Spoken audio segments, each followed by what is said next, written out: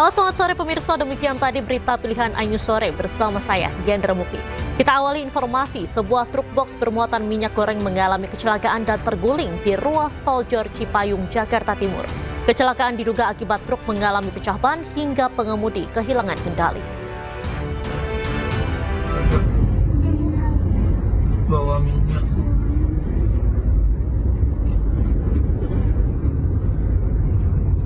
Beginilah kondisi truk box bermuatan minyak goreng kemasan yang terguling di ruas tol Jor, tepatnya di kilometer 34600 Cipayung, Jakarta Timur, Rabu siang.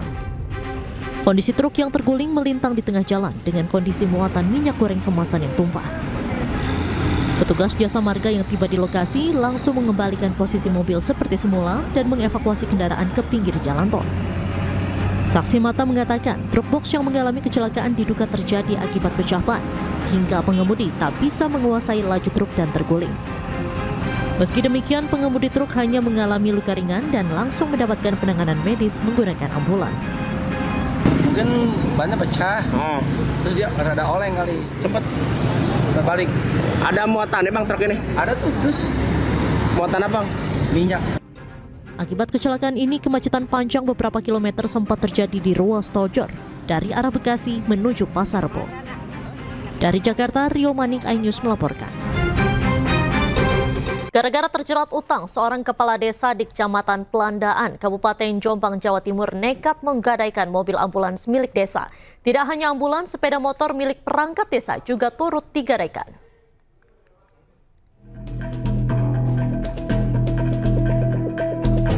Satu bulan sudah mobil ambulans milik desa Kampung Baru Kecamatan Pelandaan, Kabupaten Jombang terparkir di rumah salah seorang warga. Mobil ambulans tersebut telah digadaikan oleh Kepala Desa Kampung Baru sebagai jaminan atas utang sebesar 10 juta rupiah. Awalnya Kepala Desa menggadaikan motor milik istrinya kepada warga tersebut. Namun, motor diambil oleh istri sehingga warga penerima gadai terpaksa mengambil mobil ambulans sebagai jaminan utang. Tidak hanya ambulans, sebelumnya motor milik salah satu perangkat desa juga digadaikan oleh Kepala Desa dan sampai kini belum dibayar. Waktu pertama gue vario 3D kan, varionya Bulura. Nah, terus varionya itu diambil Bulura. Otomatis kan yang punya uang itu minta barang lagi, terus barangnya lurah kan nggak ada sudah. Paling ya terpaksa siaga itu dibawa, ngoten ceritanya. Nilainya sampai berapa itu pak? Kemungkinan 10 atau 20 sampai 20 lah. Saat hendak dikonfirmasi, Kepala Desa sudah beberapa bulan tidak masuk kantor. Atas kejadian ini, pihak Dinas Pemberdayaan Masyarakat Desa Kabupaten Jombang akan memanggil Kepala Desa yang bersangkutan untuk dimintai keterangan. Dari Jombang, Jawa Timur, Mutar Bagus, iNews melaporkan. Beralih ke informasi lain pemirsa, Rauf, sopir truk tronton yang diduga sebagai penyebab kecelakaan beruntun menjalani rangkaian pemeriksaan polisi unit Laka Lantas Polres Purwakarta. Hingga saat ini status sopir truk masih sebagai saksi. Setelah menjalani perawatan intensif di Rumah Sakit Abdul Rajak selama 2 hari, Rauf, sopir truk tronton keluar dari rumah sakit. Menurut pihak Rumah Sakit Abdul Rajak Purwakarta, Rauf yang mengalami gegar otak ringan di bagian kepala dan luka ringan akibat benturan di tubuh sudah dibawa polisi untuk menjalani pemeriksaan. Rauf keluar dari Rumah Sakit Abdul Rajak pada Selasa sore kemarin dengan pengawalan polisi. Rangkaian penyelidikan masih dilakukan kepolisian untuk mengungkap penyebab pasti kecelakaan beruntun yang melibatkan 17 kendaraan dan menewaskan 1 orang di tol Cipularang. Sementara 17 kendaraan yang terlibat kecelakaan saat ini tersimpan di penyimpanan barang bukti kecelakaan Pulderek di depan gerbang tol Jatiluhur. Sopir Rauf sendiri sekarang masih dirawatkan atau sudah pulang dan kondisinya seperti apa terakhir? Untuk Tuan Rauf ini sebagai supir truknya ya, ini sudah dinyatakan layak untuk pulang. Pulangnya kapan? Dinyatakan untuk layak untuk pulang, kemudian dilakukan pemeriksaan lebih lanjut oleh Laka Lantas terkait. Dia masih di rumah. Sudah pulang atau? Sudah pulang. Tuan Rauf sendiri sudah pulang. Kapan pulangnya dok? Kemarin. Sore? Iya. Oke. Luka yang diderita oleh supir sendiri apa sih? Untuk Tuan Rauf sendiri ini menderita ada cedera kepala ringan disertai dengan muscle sprain atau terjadinya benturan pada beberapa bagian otot. Untuk keadaan umumnya sendiri itu baik. Nah, oleh karena itu bisa dinyatakan Pemirsa, 7 narapidana narkotika kabur dari rutan Salemba kelas 1 Jakarta Pusat. Mereka menjebol teralis besi kamar mandi dan kabur melalui gorong-gorong.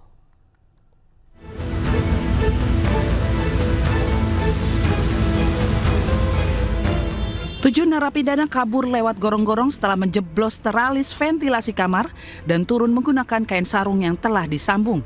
Kemudian ke-7 tahanan tersebut menjebol beton penutup saluran air, lalu merangkak melewati saluran air yang mengarah ke luar rutan. Mereka ketahuan kabur setelah petugas melakukan pergantian penjagaan pada pukul 7:50 waktu Indonesia Barat. Kecurigaan petugas muncul saat mendapati pintu kamar 16 Blok S terkunci dari dalam. Inilah wajah ke-7 tahanan rutan kelas 1 Salemba, Jakarta Pusat yang nekat melarikan diri pada Selasa pagi. Murtala, Maulana, Wahyudin, Agus Salim, Jamaluddin, Anas Al-Karim, serta Mary Januar. Rutan kelas 1 Salemba, Kantor Wilayah Kementerian Hukum dan HAM, Direktorat Jenderal Pemasyarakatan akan selalu berkoordinasi, berkolaborasi untuk mencari, menangkap kembali warga binaan yang melarikan diri tersebut. Pihak Kanwilkumham DKI telah berkoordinasi dengan pihak kepolisian. Pihak Rutan Salemba juga telah melakukan pemeriksaan terhadap seluruh petugas jaga malam guna mengungkap ada tidaknya keterlibatan orang lain dalam proses pelarian 7 tahanan ini. Masyarakat yang mengetahui keberadaan ke-7 tahanan ini diharapkan agar segera melaporkan ke pihak berwajib.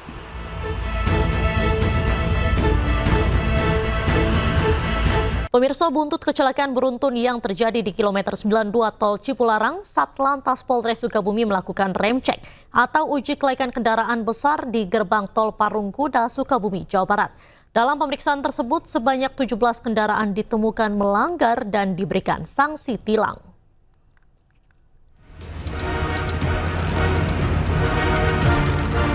Satu persatu kendaraan truk yang melintas di Jalan Raya Sukabumi Bogor, tepatnya di gerbang Tol Parung Kuda, Kabupaten Sukabumi, Jawa Barat, dilakukan rem cek atau uji kelayakan kendaraan oleh petugas gabungan Satlantas dan Dinas Perhubungan Kabupaten Sukabumi. Selain memeriksa surat kendaraan, petugas juga memeriksa sejumlah komponen kendaraan seperti rem, ban, hingga lampu agar berfungsi dengan baik. Rem cek dilakukan untuk memeriksa kondisi kendaraan agar kejadian kecelakaan beruntun yang terjadi di kilometer 92 Tol Cipularang tidak terulang. Selain truk, petugas juga memeriksa bus antar kota antar provinsi yang melintas di jalur arteri Parung Kuda. Dalam pengecekan ini, petugas masih menemukan adanya pelanggaran terkait kelayakan kendaraan serta banyak ditemukan sejumlah kendaraan truk besar yang mengangkut muatan yang melebihi kapasitas. Masih ditemukan yang tidak sesuai dengan spek. Jadi intinya yang melanggar. Tadi kurang lebih yang melanggar untuk rem cek ini ada 17 kendaraan dan kita lakukan penindakan tilang. DO barang dan lain-lain, ternyata masih banyak kendaraan yang mengangkut barang khususnya melebihi kapasitas normal. Contohnya seharusnya 4 ton 3 ton jadi 15 ton. Nah, ini yang bisa membahayakan kepada pengguna jalan lain. Ya, bisa mengakibatkan kecelakaan, apalagi mobil besar ya. Seperti kita tahu kemarin juga kejadian. Mudah-mudahan tidak kejadian di wilayah manapun. Pasca kecelakaan beruntun di kilometer 92 Tol Cipularang, Jawa Barat yang melibatkan belasan kendaraan, dari hasil pemeriksaan sementara dalam rekonstruksi kepolisian Polda Jawa Barat menyebut terdapat dugaan remblong, jalan yang basah akibat hujan, dan faktor kesalahan pengendara. Kecelakaan beruntun terjadi di Tol Cipularang kilometer 92 arah Jakarta yang mengakibatkan belasan kendaraan rusak berat dan puluhan korban luka-luka, sementara 1 orang meninggal dunia. Tim Liputan iNews melaporkan. Kita beralih ke informasi lain, pemirsa. Sebanyak 45 prajurit TNI diamankan terkait kasus penyerangan sejumlah warga di Deli Serdang, Sumatera Utara yang mengakibatkan seorang warga tewas. Mereka diamankan oleh polisi militer Bukit Barisan untuk selanjutnya dilakukan pemeriksaan.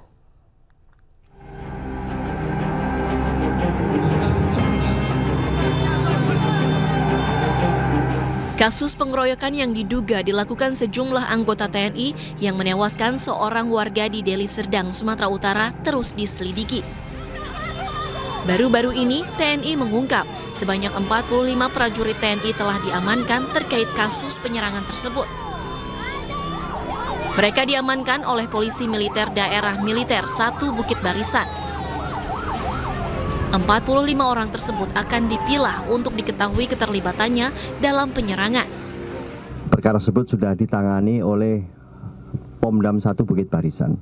Jadi dari Pomdam sekarang ini sudah mengamankan hampir sekitar 45 orang, ya, diamankan 45 orang. Nah, nanti dari 45 orang ini akan dipilah-pilah, karena kan tidak mungkin 45 orang ini akan ikut. Nah, jadi nanti akan dipilah-pilah mana yang terlibat langsung dalam kegiatan kejadian penganiayaan tersebut. Kemudian ada yang mungkin yang provokatornya, atau mungkin ada yang sekedar ikut-ikut. Jadi sudah ditangani oleh Pomdam 1 Bukit Barisan. Peristiwa pengeroyokan sejumlah warga yang diduga dilakukan oleh puluhan anggota TNI terjadi di Desa Selamat, Deli Serdang, Jumat 8 November lalu. Akibat pengeroyokan, satu warga sipil berusia 60 tahun meninggal dunia, serta belasan warga lainnya luka-luka. Sementara penyerangan diduga karena perkara cekcok di jalan. Tim Liputan iNews melaporkan. Pemirsa, Mabes TNI membentuk satuan tugas. Hal itu dilakukan untuk mencegah, memantau, ataupun menindak anggota di lingkungan internal TNI yang terlibat judi online, narkoba, penyelundupan, hingga korupsi.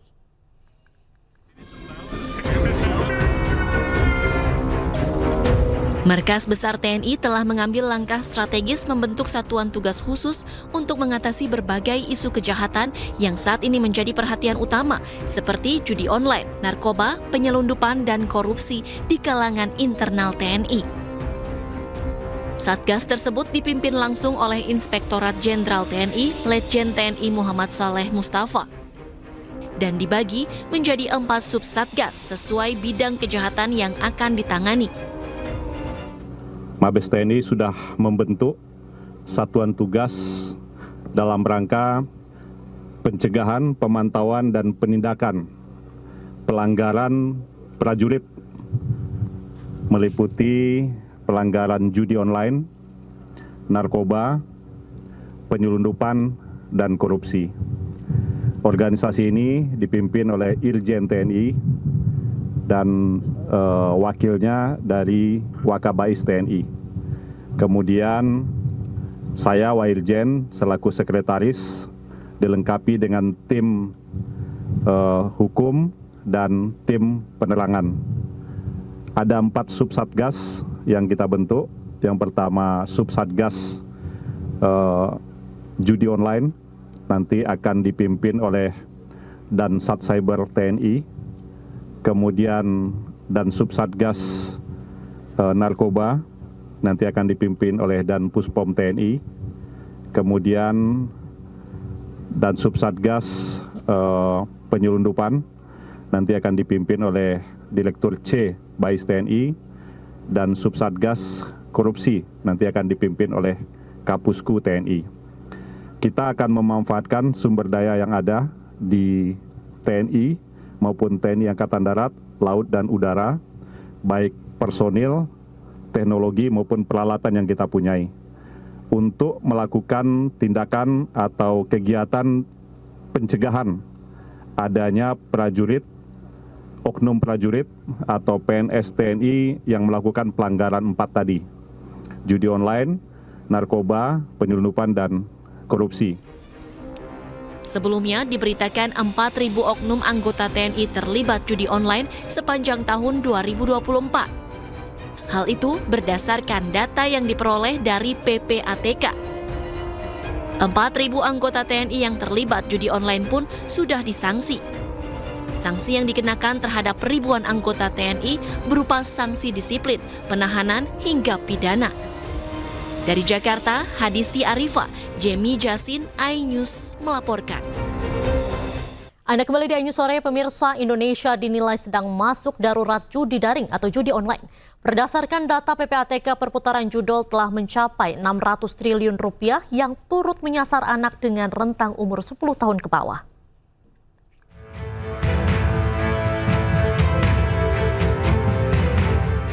Belakangan ini, maraknya pengungkapan kasus judi online oleh aparat penegak hukum membuat Indonesia masuk dalam darurat dalam kasus judi daring. Terkait hal ini, fraksi Partai Golkar DPR RI menyoroti permasalahan tersebut, lantaran setidaknya lebih dari 4 juta orang di Indonesia terdeteksi melakukan judi online. Berdasarkan data PPATK yang dihimpun oleh pihaknya, perputaran judi online telah mencapai 600 triliun rupiah yang turut menyasar anak dengan rentang umur 10 tahun ke bawah. Wakil Ketua Komisi 1 DPR RI Dev Laksono menjelaskan, Indonesia mengalami kerugian akibat judol mencapai ratusan triliun rupiah, sehingga harus dikendalikan dan diatasi secepatnya. Kita amat menikmati banyaknya progres yang kita dapatkan dan kemudahan dari digitalisasi, akan tetapi ada satu dampak yang negatif, yaitu adalah judi online. Nah, sekarang ini bagaimana kita mengatasinya, bagaimana kita mengendalikannya, karena kerugian terhadap ekonomi sangat besar. Ratusan triliun uang warga Indonesia terbang lenyap dari bumi pertiwi karena perjudian ini. Sementara itu, Wakil Direktur Tindak Pidana Siber Bareskrim Polri, Kombes Pol Denny Kustoni mengaku pihaknya mengalami kesulitan saat memberantas judi online, lantaran para bandar bermain dan mencari celah hukum agar tak terkena tindak pidana. Ditambah lagi, server yang digunakan dari luar negeri bertepatan pada negara yang melegalkan permainan judi online. Sama tracing tadi yang menggunakan itu servernya ada di luar. Artinya apa? Lokusnya di mana? Luar negeri. Orang main pakai kripto. Kemudian kriptonya menggunakan kripto Binance. Binance-nya ada di mana? Di luar negeri. Berarti yang ada di sini siapa? Pemain. Berarti kan hanya 303 bis. Di undang-undang itu nggak bisa. Karena mentransmisi yang bermuatan judi. Ketika server itu dilegalkan di negara tertentu, kita kan nggak bisa nangkap kepada negara tersebut. Diketahui dalam ranah kehidupan sosial, dampak judi online banyak menyebabkan terkoyaknya stabilitas kehidupan, baik tindakan kriminalitas hingga kasus pembunuhan. Apabila dibiarkan, dampak judi online akan semakin membahayakan. Dari Jakarta, Rian Rahman, Jaka Samsa, iNews melaporkan. Pemirsa, Menteri Komunikasi dan Digital Mutia Hafid optimis secepat mungkin meredam situs-situs judi yang bertebaran di dunia digital.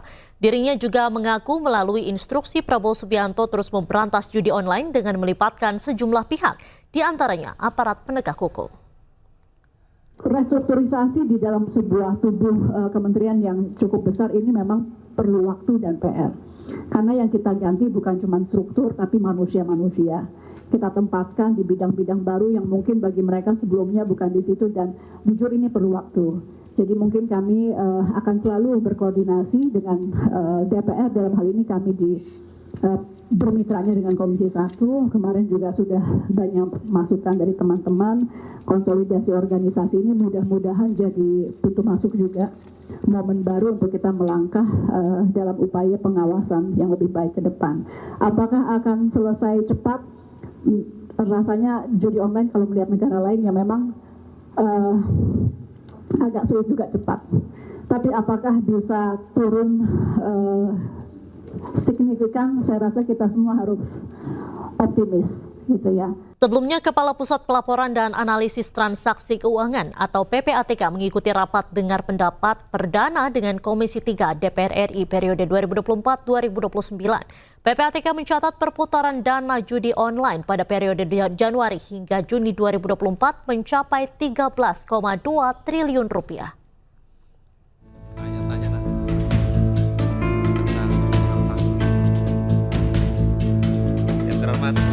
Pusat Pelaporan dan Analisis Transaksi Keuangan atau PPATK mencatat perputaran uang terkait judi online selama semester 2 tahun 2024 mencapai 238 triliun rupiah. Jumlah tersebut naik dari semester 1.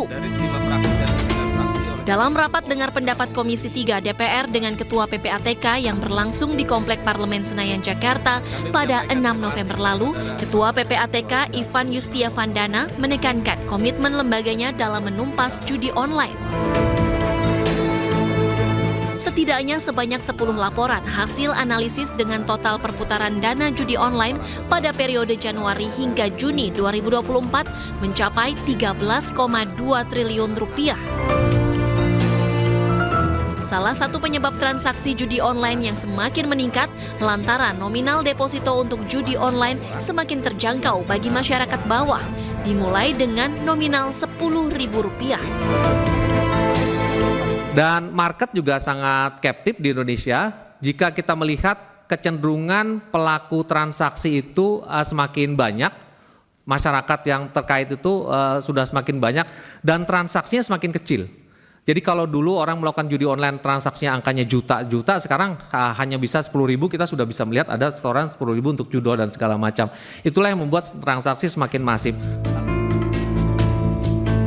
Berdasarkan data peningkatan perputaran transaksi judi online yang kian masif jika dibandingkan dengan tahun sebelumnya, pada tahun 2021 perputaran transaksi judi online mencapai 57,91 triliun rupiah.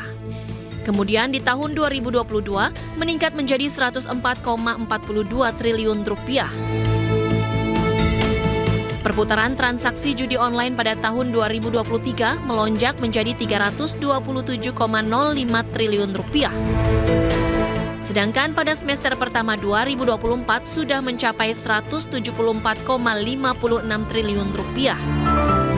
Transaksi di tahun 2024 semester 1 sudah melampaui jumlah transaksi di tengah semester tahun 2023, bahkan lebih dari 1 tahun penuh di tahun 2022.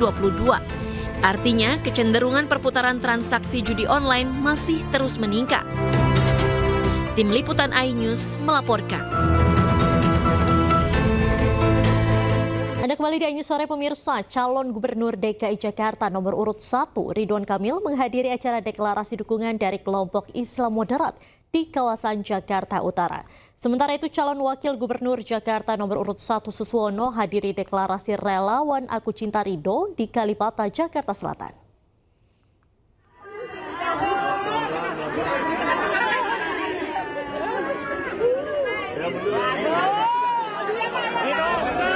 Jakarta nomor urut 1 Ridwan Kamil menghadiri acara deklarasi dukungan dari kelompok Islam moderat di kawasan Jakarta Utara. Ratusan warga antusias menghadiri acara deklarasi. Tak mau kalah, para emak-emak berebut bersalaman dengan RK.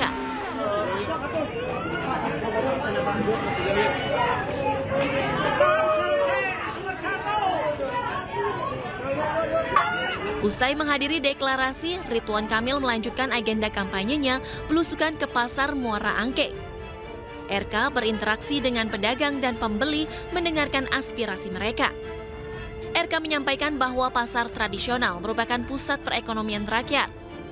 RK berkomitmen untuk meningkatkan fasilitas serta kebersihan pasar demi kenyamanan pedagang dan pengunjung. Semua mimpinya pasarnya tetap, tapi kita upgrade lebih bagus, lebih modern, sehingga pengunjung pun aman, nyaman berbelanja di sini. Termasuk nanti program renovasi rumah juga kita usulkan.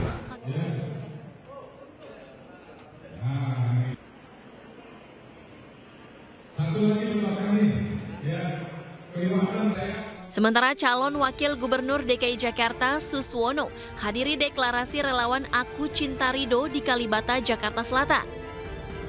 Dalam acara ini, Suswono mendengarkan keluhan masyarakat sekitar Kalibata terkait harga sembako dan masalah pengangguran. Suswono menyebutkan bahwa dukungan untuk Ridho akan semakin memperkuat peluang kemenangan RK Suswono.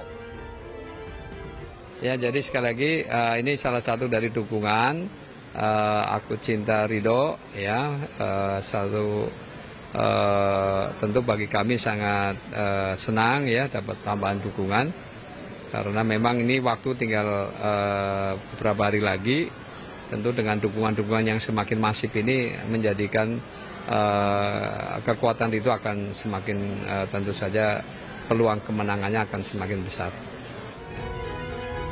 Dengan mengedepankan kedekatan dan kepedulian, Ridwan Kamil Suswono berusaha meraih simpati warga Jakarta. Dukungan dari warga Jakarta serta sambutan hangat mereka menjadi modal penting bagi Ridwan Kamil Suswono dalam perjalanan menuju Jakarta 1. Dari Jakarta, Wenda Nura, Zulkarnain, Rizky Yulianto, iNews melaporkan. Pemirsa, calon gubernur Jakarta Pramono Anung menghadiri aktivasi posko pemenangan dan kick-off Jaga TPS di kawasan Jagakarsa, Jakarta Selatan. Pramono berharap para relawan Jaga TPS bisa mengawal suara di tingkat TPS agar tidak terjadi kecurangan.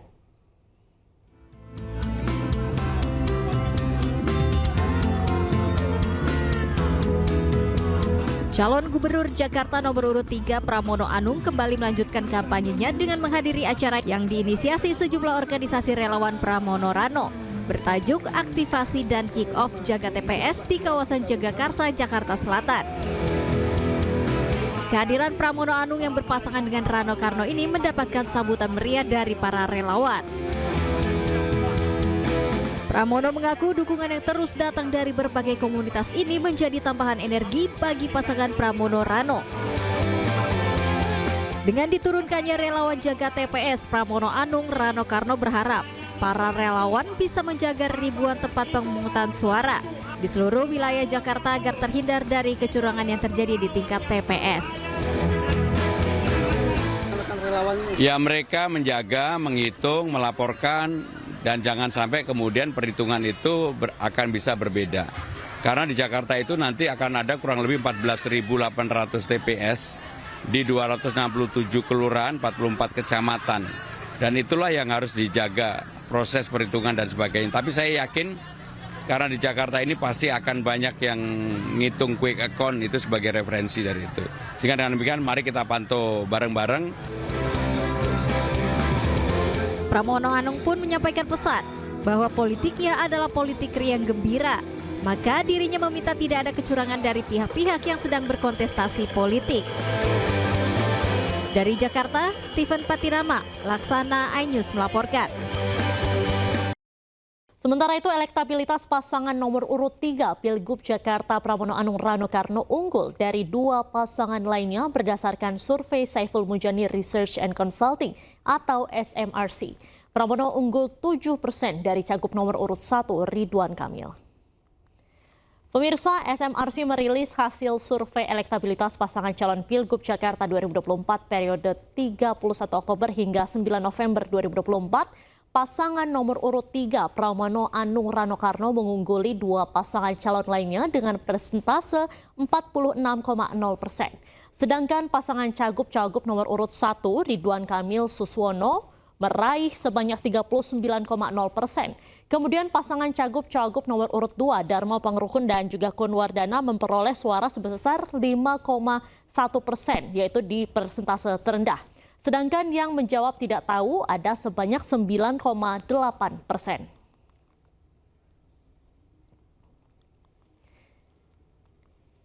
Kita beralih ke informasi lain pemirsa, debat ketiga Pilkada Jakarta 2024 digelar hari Minggu tanggal 17 November mendatang.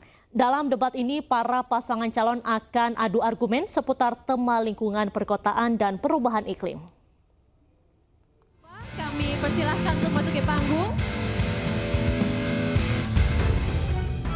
Debat ketiga Pilkada Jakarta digelar pada hari Minggu 17 November 2024. KPU Jakarta terus bersiap untuk memastikan debat terakhir Pilkada Jakarta berjalan dengan baik. Tema debat pamungkas Pilkada Jakarta adalah lingkungan perkotaan dan perubahan iklim. Ada sejumlah perbedaan dalam debat terakhir ini, yaitu jika sebelumnya pertanyaan panelis merupakan hasil diskusi dengan warga, maka di debat ketiga ini pertanyaan disusun langsung oleh panelis. Mungkin ada sedikit perbedaan kemarin yang kami coba komunikasikan untuk terkait debat ketiga. Kalau di debat kedua kemarin ada segmen di mana FGD dilakukan sebelum debat untuk menyaring aspirasi masyarakat sehingga para panelis dapat mendapatkan pandangan mengenai apa kondisi real yang terjadi di masyarakat saat ini. Nah, di debat ketiga ini rencananya kami akan menghadirkan sebuah visualisasi mengenai subtemanya. Jadi ada 6 subtema di mana masing-masing subtema sebelum nanti pertanyaan dibacakan akan ada visualisasinya seperti itu. Pilkada Jakarta diikuti oleh 3 pasangan calon pemimpin Jakarta. Debat pamungkas nanti diprediksi akan diwarnai adu argumen dan program kerja dari masing-masing calon. Pasangan Ridwan Kamil Suswono menjadi calon nomor urut 1, Dharma Pongrekun Kunwardana jadi calon nomor urut 2.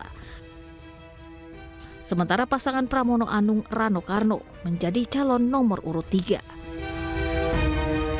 Tim Liputan iNews melaporkan.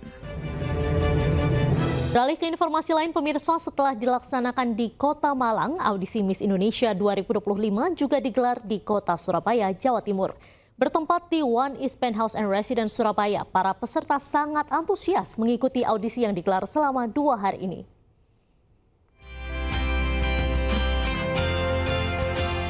Puluhan peserta audisi Miss Indonesia sangat antusias mengikuti salah satu ajang pencarian bakat paling bergengsi di Indonesia ini. Digelar selama 2 hari di One East Penthouse and Residence Surabaya, para peserta audisi siap memberikan yang terbaik dalam tahapan audisi ini.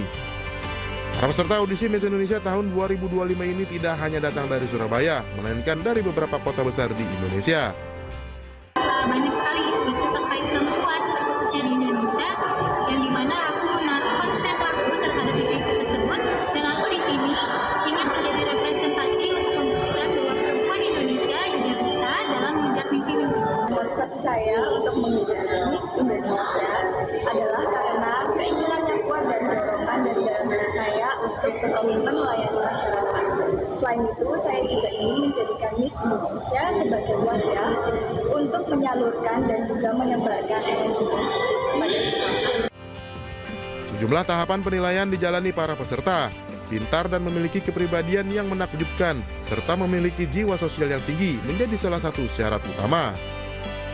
Sangat bangga sekali kami, khususnya di Surabaya, menemukan kandidat-kandidat peserta yang memiliki prestasi baik nasional maupun internasional. Kita lihat memang kualitas-kualitas peserta yang hadir itu juga mereka bagus-bagus, kemudian bakat-bakat mereka yang mereka punya, kemudian mereka pengetahuan yang mereka punya, dan mereka juga bagus yang hadir sampai sekarang.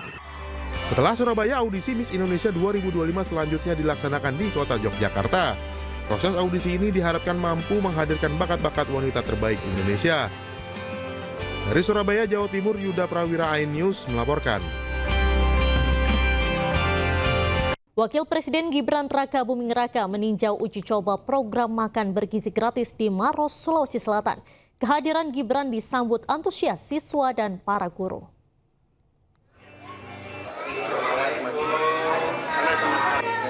Uji coba program makan bergizi gratis digelar di SDN 103 Hasanuddin, Kabupaten Maros, Sulawesi Selatan. Wakil Presiden Gibran Raka Buming Raka meninjau langsung uji coba ini. Kehadiran Gibran disambut antusias para siswa saat menikmati menu makanan bergizi gratis. Menu makan bergizi ini berupa nasi kotak yang berisi ayam goreng, sayur, buah jeruk, hingga susu. Selain makan gratis, para siswa juga mendapatkan buku dan pensil dari Wakil Presiden. Gibran Raka Buming Raka juga menyapa para guru hingga bersuah foto bersama para siswa. Kami sih sebenarnya menyambut positif semua kegiatan-kegiatan begini, apalagi menyediakan pangan makanan bergizi buat anak-anak kami. Semoga anak-anak kami ini terbiasa dengan makanan bergizi dan mengetahui komposisi gizi makanan yang masuk ke dalam tubuh mereka. Mudah-mudahan kami bisa menciptakan generasi Kabupaten Maros yang sehat. Kunjungan Gibran Raka Buming Raka di Sulawesi Selatan ini menjadi kunjungan pertamanya di wilayah Indonesia Timur. Dari Kabupaten Maros, Sulawesi Selatan, Wahyu Ruslan, iNews melaporkan. Kenaikan ibadah sholat maghrib bagi wilayah Jakarta dan sekitarnya, pemirsa, kita berlanjut ke informasi lainnya. Presiden Prabowo Subianto disambut dengan jajar kehormatan pasukan saat mengunjungi Presiden Joe Biden di Gedung Putih. Prabowo tiba di Gedung Putih dengan iring-iringan mobil kepresidenan disambut pasukan yang membawa 50 bendera negara bagian Amerika Serikat.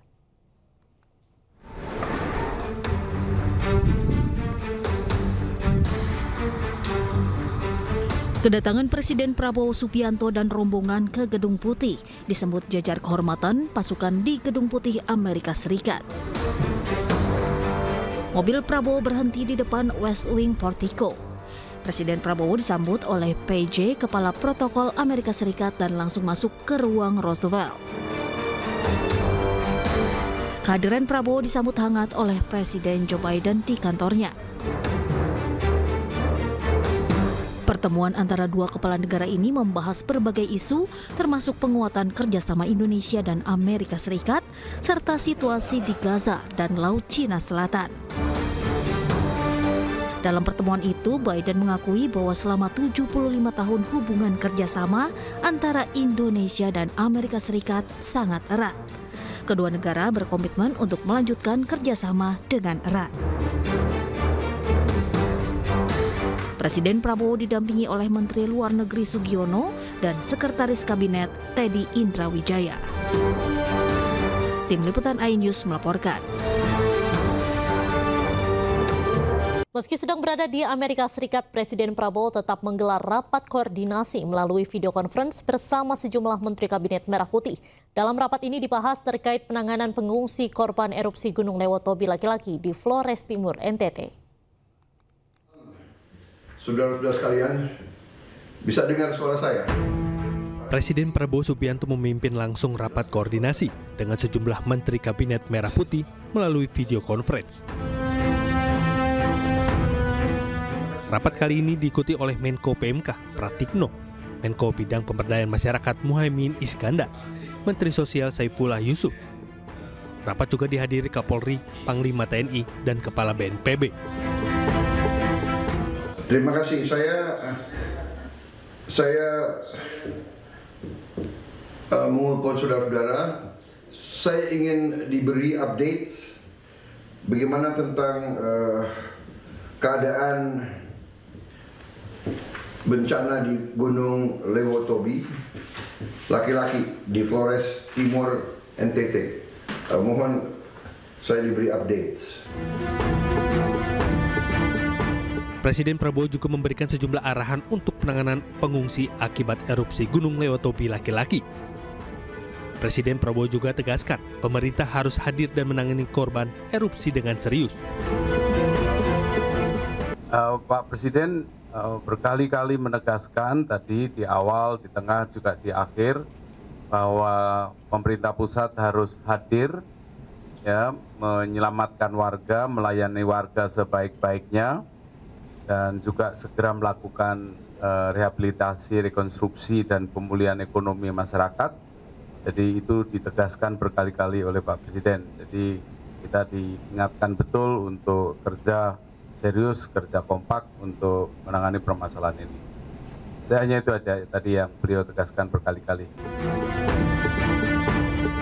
Pertemuan ini membahas terkait jumlah pengungsi akibat erupsi Gunung Lewotobi laki-laki di Flores Timur, NTT, yang kini mencapai 11.553 orang. Belasan ribu pengungsi ini berada di 6 lokasi pengungsian di Flores Timur dan 2 titik di Sika yang akan dipindahkan secara bertahap.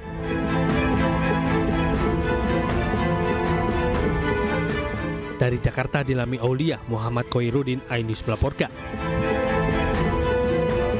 Di hari yang sama, Wakil Presiden RI Gibran Rakabuming Raka menggelar rapat koordinasi percepatan penanggulangan bencana erupsi Gunung Lewotobi laki-laki di Nusa Tenggara Timur.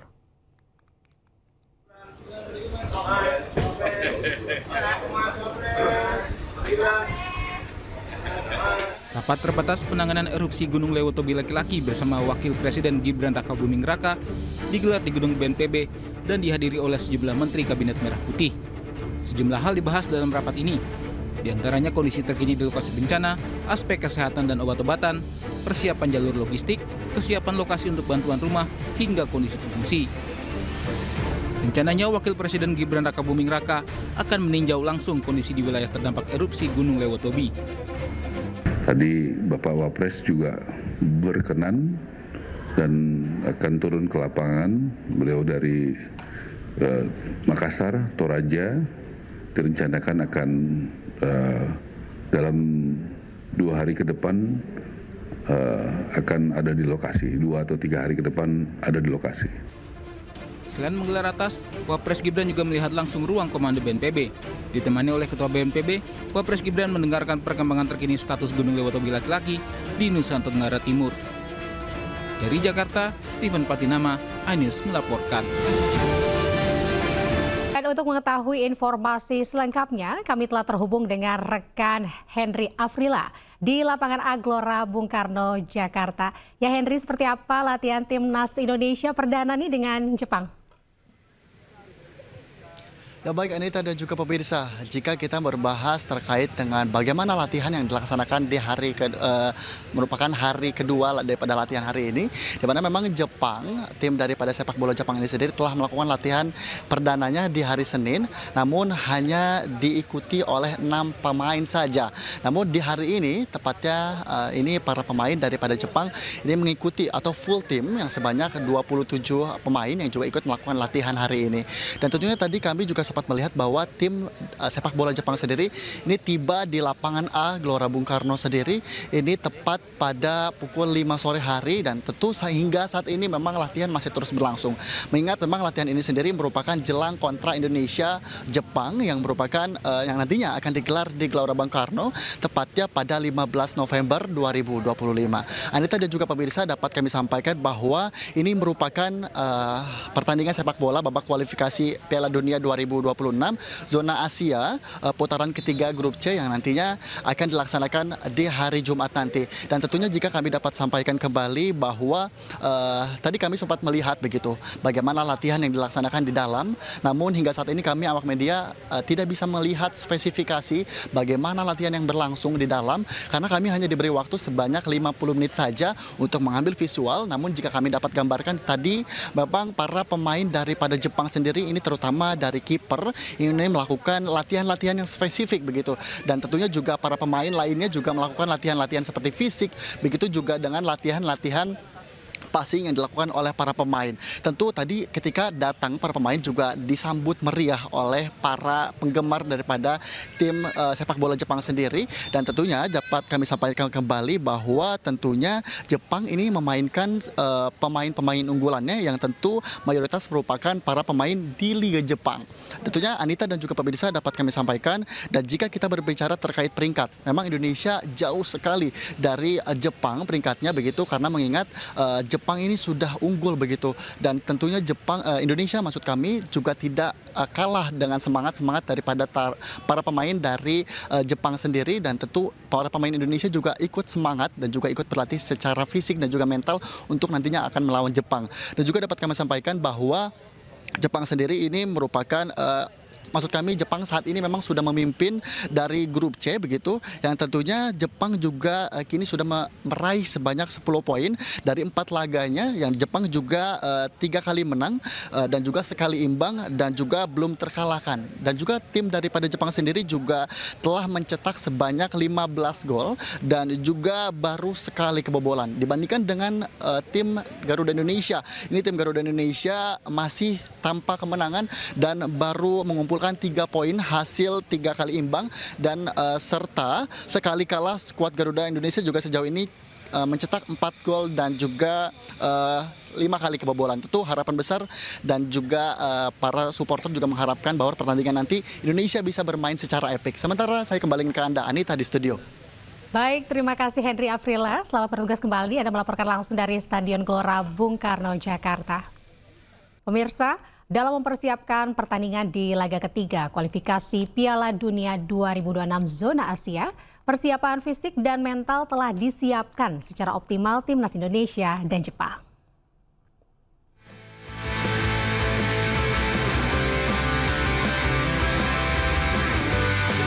Persiapan menghadapi timnas Jepang pada 15 November 2024 mendatang, timnas Indonesia menggelar latihan di Stadion Madia Gelora Bung Karno kemarin.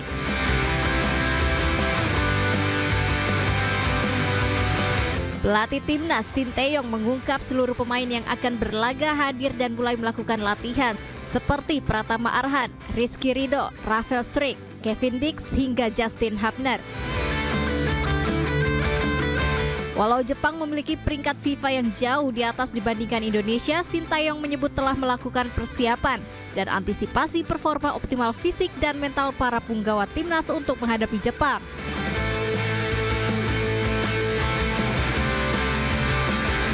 Setelah tiba di Indonesia, timnas Jepang langsung menjalani latihan perdana di lapangan A Gelora Bung Karno. Latihan baru diikuti 6 pemain, yakni 4 pemain abroad dan 2 pemain liga lokal. Para pemain menjalani latihan ringan dipimpin oleh pelatih Hajime Moriyasu. Meski baru diikuti 6 pemain, Samurai Biru menginformasikan pemain lainnya sudah datang ke Indonesia namun tak ikuti latihan.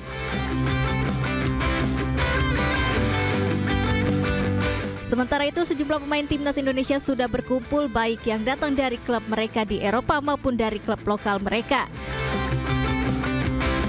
Pemain abroad yang sudah hadir yakni Justin Hubner, Ivar Jenner, Marten Paes hingga Sandy Walsh. Sementara mayoritas pemain yang bermain di klub Liga 1 Indonesia sudah hadir. Dari Jakarta, tim liputan iNews melaporkan.